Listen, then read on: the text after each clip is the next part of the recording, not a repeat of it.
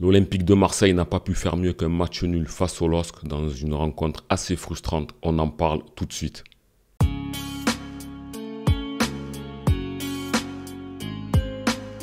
Salut les gars, j'espère que vous allez bien. Malheureusement, on n'a pas réussi à triompher au Stade Vélodrome. On comptait beaucoup sur cette rencontre pour déjà continuer à conserver cette seconde place. On espérait mettre un peu la pression au Paris Saint-Germain ainsi qu'à Monaco, continuer notre belle série et se rassurer au Stade Vélodrome. Alors, si on regarde la globalité du match, c'est un score, on va dire, assez équitable dans le sens où l'OM a eu des phases où on a été beaucoup dominé, surtout lors du début de la rencontre où je pensais qu'on allait passer vraiment 90 minutes à souffrir. Surtout dans les 10 premières minutes, l'OM s'est fait souffler, s'est fait écraser. On a eu un rouleau compresseur de la part des Lillois. Ils étaient venus pour pas rigoler, ils comptaient vraiment attaquer. Les consignes de Genesio, c'était de les étouffer et de tenter de marquer d'entrée. C'est là qu'on a eu encore une fois la satisfaction d'avoir un très bon gardien. Geronimo Rulli a écœuré les Lillois, surtout dans les premières minutes où il sort face à Jonathan David et qui récupère superbement bien le ballon dans sa sortie. Il fallait le faire, ça nous a permis de nous maintenir dans le match. Les assauts ont continué, on a quand même pas mal souffert. Notre défense était quand même assez approximative, à part une ou deux individualités, on va y revenir. Et par la suite, dans le cours du jeu, on a réussi à marquer, à se libérer. Ça nous a fait vraiment du bien parce qu'on voyait que Lille, ça leur a mis un petit coup au moral et qui dominait quand même assez outrageusement la rencontre. Donc ce but est tombé au bon moment. Mais lors du premier quart d'heure, c'était vraiment difficile. On pensait que Lille ne serait pas trop en jambes du fait d'avoir joué 3 jours avant un match à haute intensité en Ligue des Champions et que nous sommes restés pendant une semaine sans jouer. Au final, ça ne s'est pas ressenti. On a même eu l'impression que les Lillois, physiquement, ils étaient au-dessus. Donc, c'est quand même quelque chose qui pouvait attirer l'attention et se poser quand même des questions sur la physionomie du match en général, hein.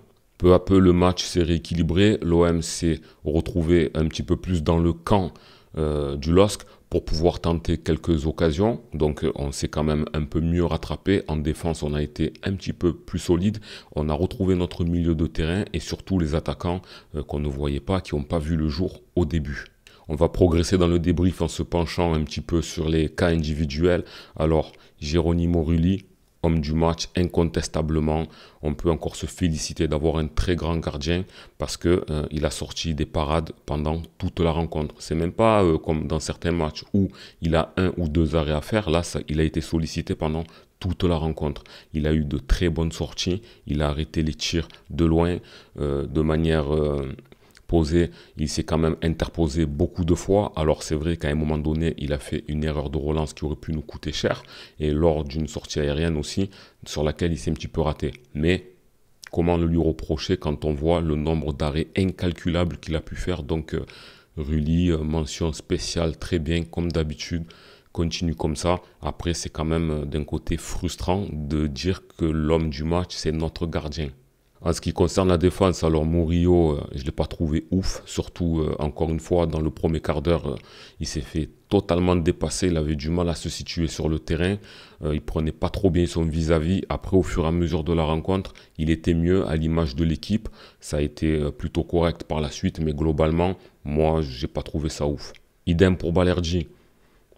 Il était ultra fébrile. De toute façon, on a 2 Balerdi. On a un Balerdi qui est capable de nous faire un très gros match et on a un Balerdi qui n'est absolument pas serein et qui est capable de ne pas être dans sa rencontre et faire un petit peu des bêtises, des mauvais placements, des mauvaises relances, des approximations dans ses tacles, dans ses replis défensifs. Là, on avait le deuxième Balerdi malheureusement. Qu'est-ce qu'il était fébrile, on dirait qu'il avait peur. Je sais pas, il avait peur de... Après, on peut comprendre parce que Lille, c'est une équipe quand même qui est très offensive, une équipe qui a montré depuis le début de saison, que ce soit en Ligue des Champions ou en championnat, qu'on peut compter sur eux et qu'ils ont quand même une belle armada offensive et surtout qu'ils nous ont étouffés dans le premier quart d'heure. Donc je pense que ça l'a sorti directement du match et ça l'a empêché d'être vraiment bon parce que même ces relances sur lesquelles on s'est bien appuyé face à Saint-Etienne, elles étaient trop approximatives. Ces retours défensifs, ils étaient fébriles, ils ne dégageaient pas de la sérénité. Donc il faut vraiment que ce Balerdi-là soit remplacé par un Balerdi plus à la hauteur des gros rendez-vous. Par contre, Geoffrey Kondogbia, qui lui n'est pas du poste, pour moi a été le meilleur défenseur parmi ceux cités jusqu'à présent. Parce que je trouve qu'il a pris vraiment son rôle très au sérieux. Il a fait de superbes retours, dont 2 tacles assez risqués dans la surface de réparation, mais dans lesquels il a été très propre sur Jonathan David et sur Zegrova. Donc il a été aussi très bon à la relance, beaucoup plus serein que son vis-à-vis Balerji. Et je l'ai trouvé vraiment bon de manière générale. D'ailleurs, ça a été peut-être une erreur de le monter au profit de Cornelius, qui est rentré plus tard. Mais ça, on y reviendra un petit peu plus loin dans la vidéo. Merlin, il a fait très plaisir. Alors déjà, il a marqué, mais aussi sur le couloir gauche, il a fait énormément d'efforts. Il montait, il descendait. Il a bien pris Zegrova, qui était quand même un des gros dangers. C'est lui qui a remporté le duel de manière générale. Il a empêché de vraiment progresser. Il est monté, il a été très offensif et très dangereux. D'ailleurs, sur le but, c'est avec beaucoup de sang-froid, de dextérité, qu'il a réussi à marquer, parce qu'il fallait quand même le mettre. Il a fait une belle feinte qui a donc il a même feinté tout le virage sud, et ensuite il a marqué avec encore une fois plein de sang-froid. Ça fait vraiment plaisir, ça lui fait du bien. On retrouve un Merlin en forme depuis sa mise à l'écart, donc parfait. Donc lui et Kondogbia, le côté gauche de la défense, ils ont été assez bons. Valentin Rongier, moi je l'ai trouvé plutôt bon. Il a ratissé pas mal de ballons. Au milieu de terrain, il a bien contrôlé sa zone, il a bien quadrillé. Il a été un peu moins tranchant que lors de ses dernières sorties, surtout face à celle de Monaco, mais son travail a payé. Il a été carré, surtout sur l'intervention in extremis sur Jonathan David suite à l'erreur de relance de Rulli. Il a été présent, parce que si on se prenait ce but-là à ce moment-là du match, ça n'aurait pas du tout été la même rencontre. Donc il nous a sauvé un but. Face à Monaco, c'est lui qui fait l'erreur, qui amène le but monégasque. Et là, face à Lille, c'est lui qui empêche un but. Donc franchement, très bien. Moi, je l'ai trouvé, alors, pas aussi brillant que les matchs précédents, mais il a été plutôt bon. Højbjerg aussi a été précieux au milieu de terrain. Il a eu un très bon rendement. Il a beaucoup harangué le public. Il a harangué aussi ses coéquipiers pour nous maintenir dans le match dans des moments où c'était difficile. Il a fait quand même preuve de beaucoup de boulot. Il aurait pu avoir un penalty bénéficiaire. On en reparlera aussi un petit peu plus tard. Par contre, ce qui est dommage, c'est que c'est lui qui est à l'origine de la faute qui nous amène au but. Bon, c'était peut-être une faute évitable, ça peut arriver, mais globalement, il a fait comme à son habitude une belle rencontre. Luis Enrique, alors, il a été très généreux défensivement. Bon, ça, c'est la qualité qu'on lui connaît. Offensivement, je trouve qu'il a été aussi dans pas mal de coups. Lorsque l'OM partait en contre, c'était lui qui était à la baguette. Il a distribué de très bons ballons. D'ailleurs, il est à l'origine du premier but marseillais. Il a aussi remonté certaines balles qui n'ont pas trouvé preneur, sur lesquelles on n'a pas eu malheureusement l'occasion de marquer. Mais globalement, je l'ai trouvé très intéressant. Un peu moins que certains matchs qu'il a pu fournir, mais Luis Enrique a été présent dans la rencontre, et surtout dans les phases où il fallait partir en contre. Il y a eu de très bons contrôles, pas de déchets, donc Luis Enrique, bien. Mason Greenwood, alors c'est dans ce genre de match, comme je le dis souvent, qu'on attend ce genre de joueur. Globalement déçu de sa prestation offensive. C'est un joueur qui commence à être assez prévisible dans ses dribbles. Il ralentit un petit peu le jeu quand il essaie de faire son 1 contre 1. Il lève pas assez la tête à certains moments. Il ne lâche pas assez le ballon, et commence à être assez pris lorsqu'il tente d'effacer son vis-à-vis. Donc il faut qu'il revoie un peu certaines choses, qui soient un peu plus dans le collectif, pour pouvoir justement déclencher de bons ballons pour permettre à ses coéquipiers de marquer. En revanche, sur un point de vue défensif, il a fait plaisir. Il a fait quelques replis assez intéressants. Il a récupéré pas mal de ballons. On ne l'a pas trouvé inexistant, parce qu'il y a eu des moments où l'OM a été dominé dans d'autres rencontres du championnat, où il était complètement absent, disparu, introuvable. Là, il a été vraiment présent. Je trouve qu'il ne s'est pas caché. Il s'est mis au service de l'équipe et a apporté beaucoup plus d'efforts sur le côté défensif. Donc je pense que c'est des consignes de Roberto De Zerbi, et c'est quelque chose qu'il doit continuer à faire. Et si devant, il apporte encore plus de justesse technique, qu'il lâche un peu mieux le ballon dans des phases offensives, on aura un Mason Greenwood monstrueux. Là, globalement, pour moi, sa prestation, elle a été moyenne. On s'attend mieux avec ce genre de joueur. Adrien Rabiot, il continue à monter en puissance. Franchement, il fait super plaisir. Non seulement la semaine dernière, il a marqué, et cette semaine, il est à la passe décisive pour Quentin Merlin, qui a bien fini l'action. Lorsqu'il a remonté le ballon sur le côté droit, sur l'action en direct. J'ai l'impression qu'il n'avait pas vu Mopé, mais c'est mal connaître Rabiot. Il a levé la tête, il a mis son coéquipier dans les meilleures dispositions pour marquer. Donc Rabiot, 2 matchs consécutifs, 2 fois décisifs. Et puis même dans le reste de la rencontre, il a été quand même très précieux dans les phases offensives. Il donnait de très bons ballons. Il donnait aussi, il a bien cassé des lignes. Il a essayé d'apporter son talent offensif. On le retrouvait dans tous les coups. Il a essayé de calmer le jeu, mais toujours vers l'avant. Donc ce Rabiot assez haut sur le terrain me plaît beaucoup, surtout qu'il est décisif et qu'il commence à avoir vraiment un très gros impact au sein de l'Olympique de Marseille.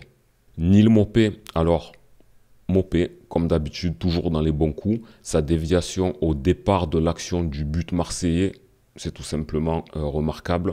Encore une fois, il a l'instinct du joueur qui sait quand il faut lâcher le ballon. Il a toujours le geste juste qui caractérise Neal Maupay depuis quelques matchs. Donc là, ce n'est pas une passe décisive, mais c'est une passe clé qui déclenche Luis Enrique, ensuite Adrien Rabiot pour le but. Donc ça part de lui et c'était vraiment un très beau mouvement collectif et il était à l'origine de celui-ci.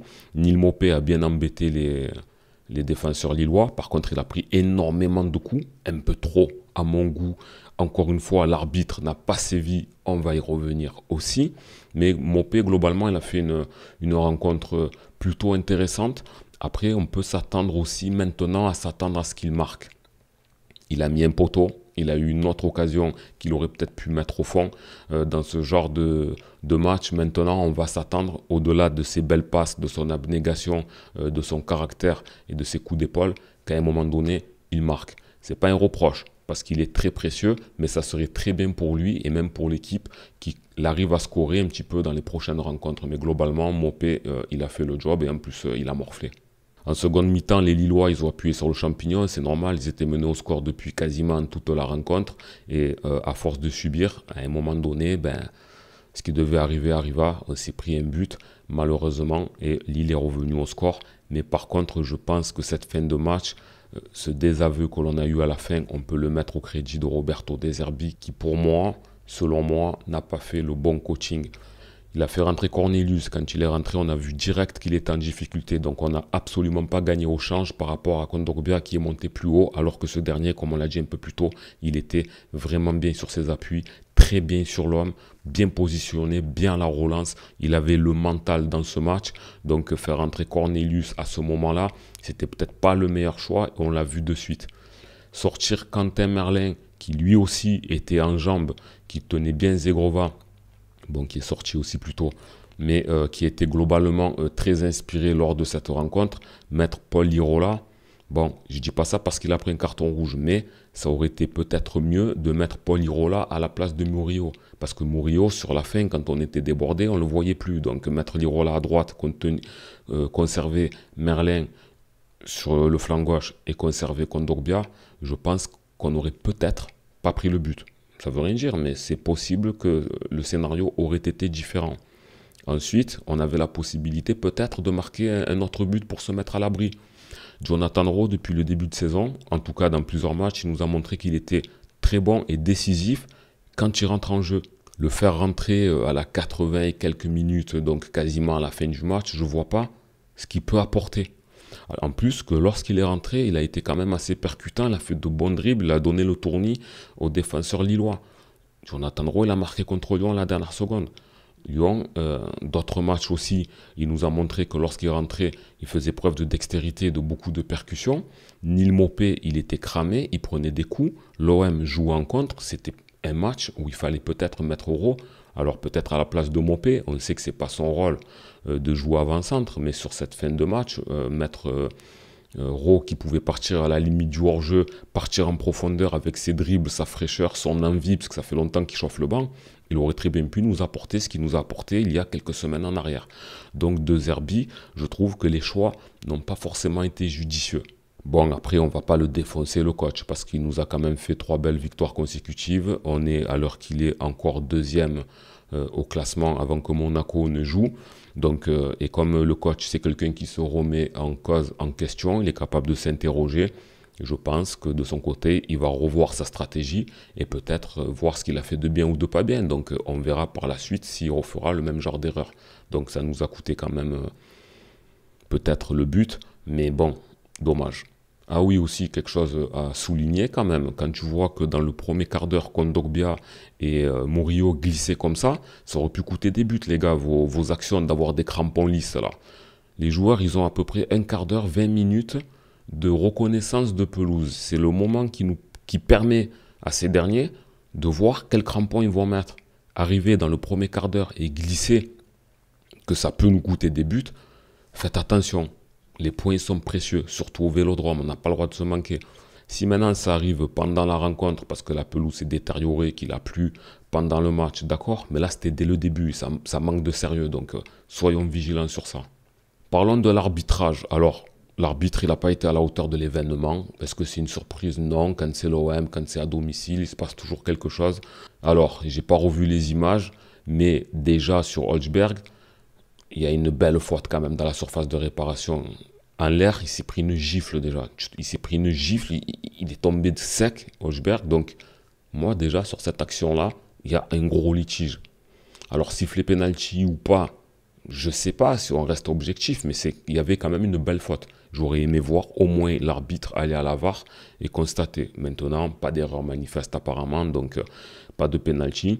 Et j'ai vu sur les réseaux tout le monde marronner de l'action sur Jonathan Rowe. Alors je l'ai vu qu'une fois. Apparemment, à ce qui paraît à la télé, ils l'ont même pas remontré. Il y en a qui disent de manière objective que c'est litigieux et il y en a qui sont avec beaucoup de certitude disant qu'il y avait penalty. En me rappelant de l'action, je ne vois pas pourquoi Jonathan Rowe il s'effondrerait alors que le ballon est en train de lui arriver dessus. Je pense que le garçon marqué, ça lui ferait vraiment du bien, autant pour lui que pour l'équipe. Donc la manière dont il est tombé, ça prouve qu'il y a eu une poussette et que la faute, elle était sûrement probable. Donc encore une fois, voir l'arbitre, aller voir la VAR, se faire sa propre opinion, c'est au moins ce qu'on demande. Pas dire il n'y a pas pénalty. On ne demande pas forcément de siffler, mais qu'on voit que l'arbitre, il a pris la décision, son âme et conscience, en revoyant les images. Bon, c'est l'OM, c'est comme ça, on ne va pas tergiverser 300 ans, surtout quand on voit Mopé, le nombre de coups qu'il a pris et qu'il n'y a pas eu de carton rouge de l'autre côté, c'est navrant, c'est comme ça. Donc c'était quand même un match arbitral à oublier. C'est rare qu'on soit arbitré de la très bonne manière. Bon, on ne va pas encore faire les pleureuses, parce que sinon, on va encore nous taxer. Bref. Pour le Liro là aussi, bon, son carton, il n'a pas eu d'influence parce que c'était vraiment sur la fin de match, mais il a été bête. Son tacle, il est dangereux à mort. Il a complètement servi à rien parce que c'était pas dans une zone de but.